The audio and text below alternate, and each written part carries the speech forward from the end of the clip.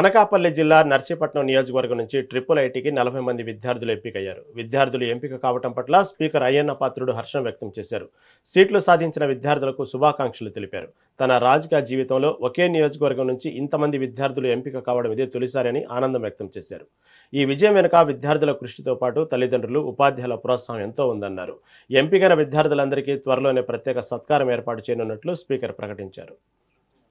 Results వచ్చాయి. Students results చాలా మంది బ్రహ్మాండంగా పాస్ అయ్యారు ఈ సంవత్సరం. రాష్ట్ర వ్యాప్తంగా కూడా వాళ్ళందరికీ కూడా మనస్ఫూర్తిగా అభినందనలు తెలియజేస్తున్నాను.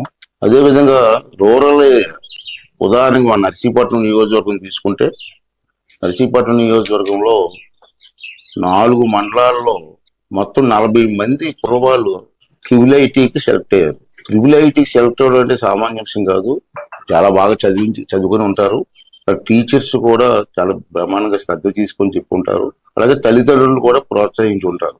ఒకే నియోజకవర్గంలో 40 మంది సెలెక్ట్ అవ్వడం నేను నా రాజకీయ జీవితంలో ఫస్ట్ టైం చూడడం. నేను అంచేత దీనికి ముఖ్య కారకులైనటువంటి తల్లిదండ్రులకి, టీచర్స్ కూడా మనస్ఫూర్తిగా అభినందనలు తెలియజేస్తున్నాను.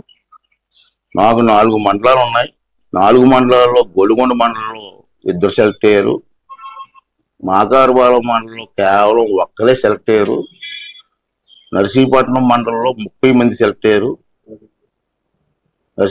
నాతవరం మండలంలో 7 సెలెక్ట్ అయ్యారు. మొత్తం 40 మంది సెలెక్ట్ అయ్యారు.